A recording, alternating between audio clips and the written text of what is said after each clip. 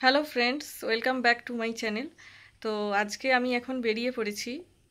আমার মা খুব অসুস্থ, তার জন্য আমি কলিঙ্গ হসপিটাল ভুবনেশ্বর ওখানে আমি নিয়ে যাচ্ছি এবং সেখানে গিয়ে কি কি হয়, কিভাবে দেখাতে হয়, যেহেতু এটাও আমাদের ফার্স্ট টাইম। তো এখানে যাওয়ার আগে অনেক ধরনের সমস্যা আমি ফেস করেছি, সব কিছুই তোমাদের সাথে আস্তে আস্তে আমি শেয়ার করব।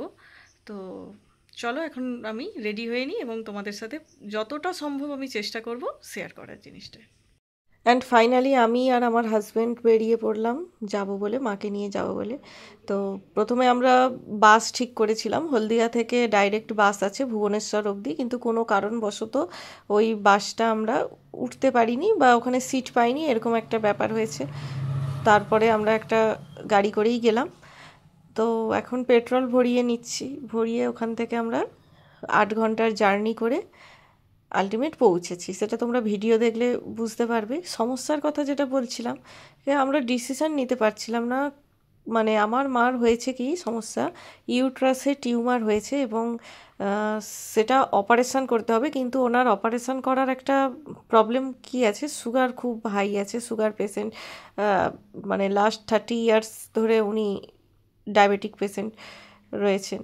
তো এই কারণের জন্যই এত সমস্যা, না হলে এই জিনিসটা খুবই ন্যাচারাল নর্মাল হয়, কি অপারেশনটাও খুব ইজি হয়, কিন্তু আমার মার ক্ষেত্রে এটা খুবই ডিফিকাল্ট হয়ে গেছে। কারণ রিজনটা হচ্ছে ওই সুগারটার জন্য। যাই হোক, এখন আমরা রাস্তা দিয়ে চলে যাচ্ছি, সারা রাতের জার্নি ছিল। তো সমস্যার কথা, ওখানে যাওয়ার ঠিকানা আমাকে আমাদেরই একজন বলল, যে অনেকেই গেছে এখান থেকে, তো হলদিয়া থেকে অনেকেই যায় ভুবনেশ্বর এইমস কেন, কলিঙ্গ কেন। তো আমরা ডিসাইড করলাম আমরা কলিঙ্গতে যাব, যেহেতু আমার হাতে টাইমটা খুব কম। তারপরে দেখো আমরা এখন প্রায় পৌঁছে গেছি এবং ফাইনালি আমরা ঢুকেও গেছি। এটা হচ্ছে কলিঙ্গ হসপিটাল ভুবনেশ্বর। হসপিটালের সিস্টেম খুব সুন্দর। তোমাকে ফার্স্ট টাইম গিয়ে রেজিস্ট্রেশন করাতে হবে, আর রেজিস্ট্রেশন ফিস অ্যান্ড ডক্টর ফিস দুটো একসাথেই হয়ে যাবে।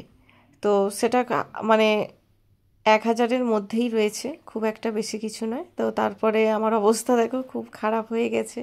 বুঝতেই পারছো সারা রাত জার্নিং করলে মানুষের আর কী হয়।